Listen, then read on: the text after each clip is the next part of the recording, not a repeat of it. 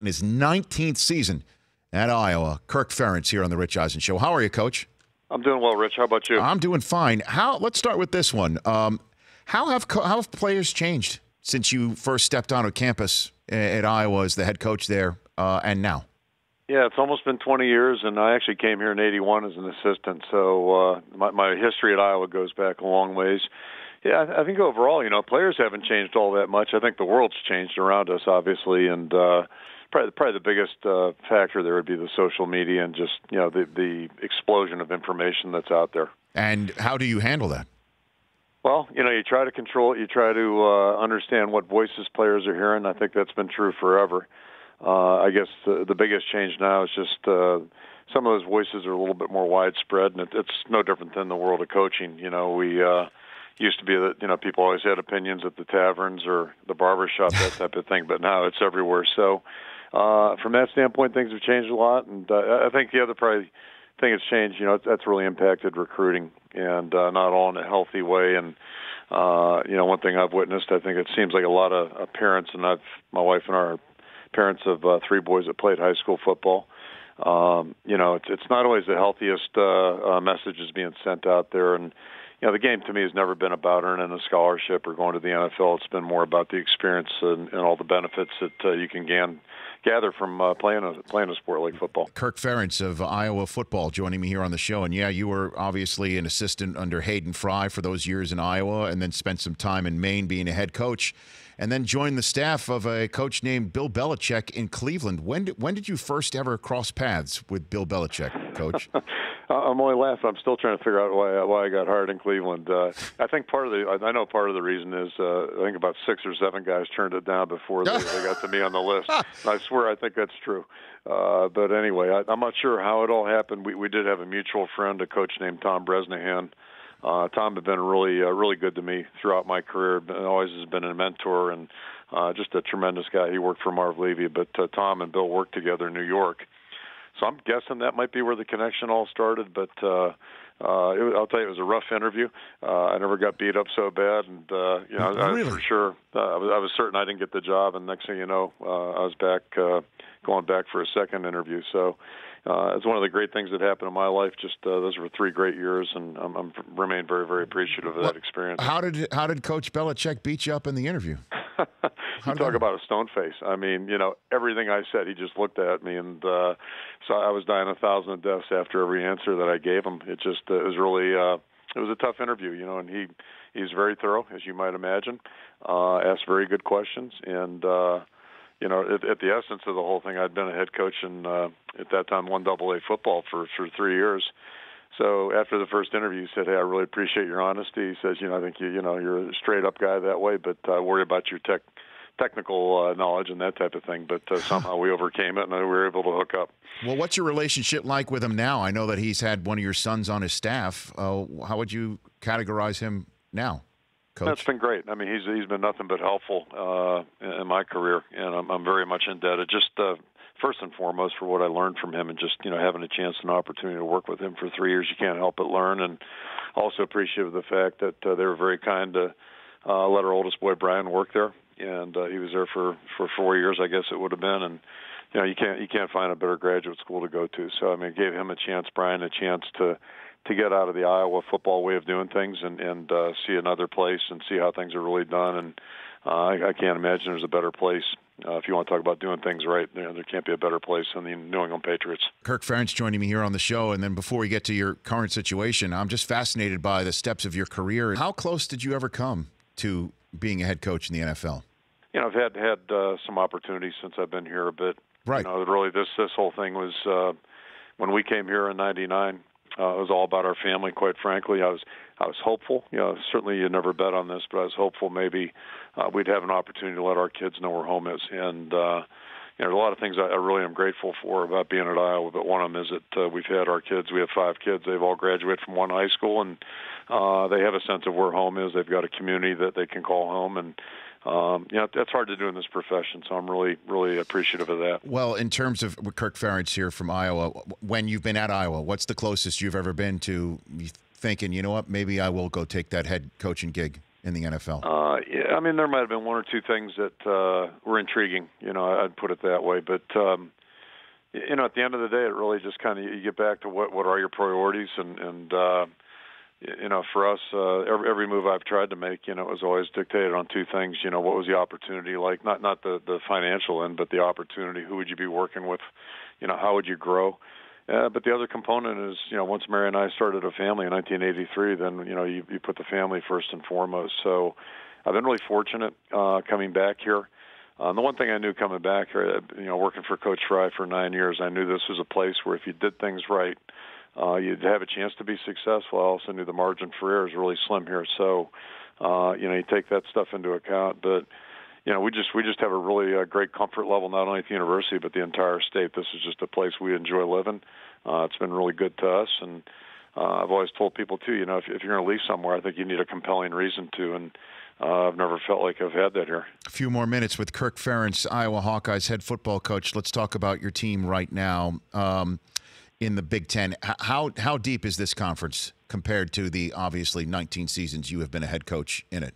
Right now, we've always had, like every conference, I think we've always had some really good teams at the top, and that hasn't changed. But I think, the balance of power and certainly the 85 scholarship rule, coming back here, that made a difference.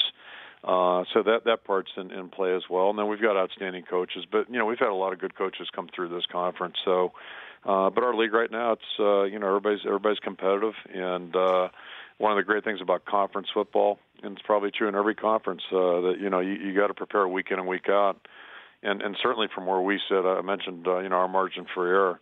We're truly a developmental team. I think any good team is, but we our best teams at least have come a long way. They get a lot better as the season goes on.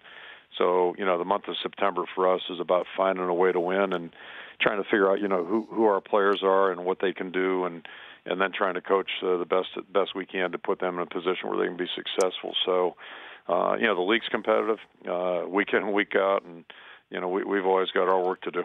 Okay, and you played Wyoming this past week, as I'm sure you know. Wyoming's quarterback Josh Allen. There's a lot of pro eyes that have been on this kid. How did he look to you, knowing obviously what it takes to send somebody to the next level? And being I was watching the draft, and I'm one of those people that watches it to the end if I'm allowed to. My wife let me do it Nice. Last April, and I'm watching on Saturday, and you know how they get bored in the 6th round, so they start talking about next year's draft, and next thing I know, they're talking about the quarterback from Wyoming. I'm going, holy smokes! I wasn't aware of that in April, so he's a real deal. He's just a really impressive guy. He's got all the physical tools. He's a big guy that can run, move, looks down the field when he runs. He's a really impressive guy, and his demeanor on the field, just everything about him was really impressive. So I think we probably had 10 NFL people here, including a couple GMs, and I know they weren't here to watch us. So it was one of those deals. Come on now, Coach. Come on now. You've sent many a kid to the next level with outstanding careers. Come on now. Probably not going to make a GM come out of his office on the day of transactions. So I think that was all about the quarterback. The day of transactions. You know what's going on.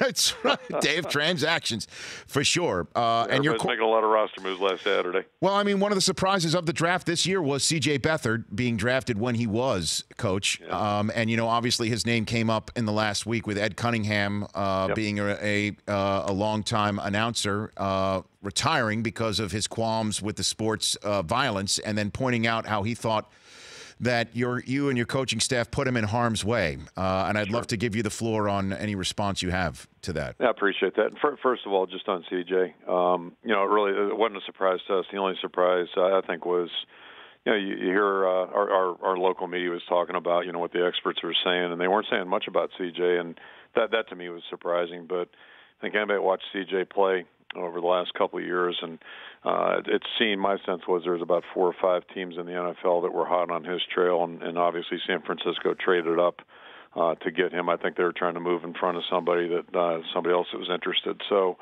and I read Coach Shanahan's comments about CJ when they did draft him, and he just nailed the kid. I mean, CJ's one of the best players I've ever been around. What a football player. And the comments, what I didn't appreciate about the comments, the article I read at least, we kind of got lumped into a situation that dealt with head trauma. And, to me, you're talking about apples and oranges there. This was a soft tissue issue. And there's no question CJ was limited in that part of the game. But again, if you know the full story, I mean, CJ's career was defined by toughness. If you think about a year ago, what he did, he led us to an undefeated season, 12-0 in the regular season, and played the majority of that season with a sports hernia. And there's nothing fun about that. It's extremely painful. And there were days where he couldn't walk, basically, and we played up at Northwestern. We didn't think he'd be able to play that day. He threw the ball a little bit on Friday. He played that Saturday, had to come out of the game. So, I understand Ed's, concern. I do, but it's a game of toughness, and anybody that's ever seen the game and stood on the sideline would figure out this is not a game that's good for your body. Just I guess driving a race car is probably not, or walking around on beams when I worked construction in college. Walking around those beams up on 10 floors up, that's not real smart either. So, just the part I really took issue with those, lumping that in with head trauma, which I think is a totally different topic, a very serious topic certainly, and one that is going to continue to get a lot of attention, deservedly so. But even on that topic, I just go back 15 years ago, they really didn't treat concussions. There wasn't a formal rehab program unless a person was really, affected by it. Otherwise, it was a return to play that was really quick. And the world's changed so much medically. And I'll go back 30 years ago. If you got an ACL injury or a repair, you may or may not be able to function afterwards. So, I think we're learning a lot more about head trauma and everything in medicine. We've got an unbelievable medical staff here, and we have never played a player without clearance from our medical people. So just, I'm not saying it was directed at us necessarily, but the insinuation, the innuendo that came out of that article, I found to be a little bit hurtful, quite frankly.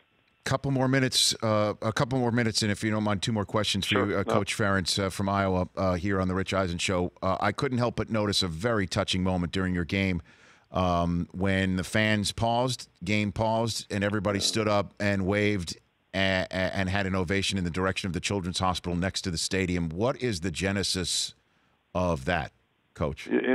Part of it's just good dumb luck, quite frankly, Rich. It's the Children's Hospital. It's a project, and my wife's been kind of involved with that since our kids left school. She's gotten very involved in trying to help promote awareness for the Stead Children's Family Hospital. And so, long story short, we started a ladies football academy years ago. I think we've raised close to $2 million now in the last 7 years. And we actually have a room that faces the stadium that's named after the program in Ladies Football Academy. Our players volunteer to get involved in that. But the way beyond that are all of our programs, not just football, but all of our programs have had a real good relationship with the Children's Hospital. How fortunate are we for our players to have a chance and coaches to go over and meet the patients, their families. Yeah, and really what it does, it's a great reminder for our players that, we're A, able to do this, and B, we choose to do this. And, not everybody's that lucky, so it's been great that way. But, yeah, they just built a brand-new children's hospital. It just comes right up over our east bleachers in our stadium. So the partnership is there, in real life, but it's also there between the hospital and stadium. I'm not sure whose idea it was, but it was a great idea. And, it's awesome. It was fantastic. It really is great. And, and I just wanted to just give you an ovation for that and pass that along to the whole staff there to come up with that idea. It's just a small thing that just goes such a long way, and I love it. Last one for you. Love to take credit for it. It's one more thing I didn't think of. No, it's okay. It's all good. Yeah, you represent them all. Fun to be part of it, though. Last one for you. I couldn't help but notice that in your last season with the Baltimore Ravens, being part of the offense, and obviously offensive line being your forte positionally, the quarterback that you were helping protect in that last season in 1998. You go ahead and say his name. Go ahead and say his name. It's funny how things go around, isn't it? Yeah, go ahead. You can say his name if you want. I can give you better trivia. My last game was Barry Sanders' last game. Get out of here. In Baltimore. It was his last game in the NFL. My game in the last game in the NFL. And I'll tell you, he's a heck of a lot more famous than I am for whatever reason. I'll say the quarterback's name. Notice Brockman, he would not say the quarterback's name. He did not. Jim Harbaugh was the quarterback's name of the Baltimore Ravens. Of course. So, on behalf of all Michigan Wolverines fans, thank you for protecting him best you could that year. There you go. And man, you ripped my heart out and showed it to me pumping last year, though. But that's what Big Ten competition's all about. You know, I got to tell you, I had a daughter that went to Michigan, and Mary Sue Coleman, who you probably recognize that president, name. Mary Sue was the president that hired me at Iowa. And I told Mary Sue, I said, you know, Kelly needed a fallback school. She couldn't get into Iowa, had to go to a fallback school. So she did that, but unfortunately she came back here and got some graduate work done. So we've got her straightened out now.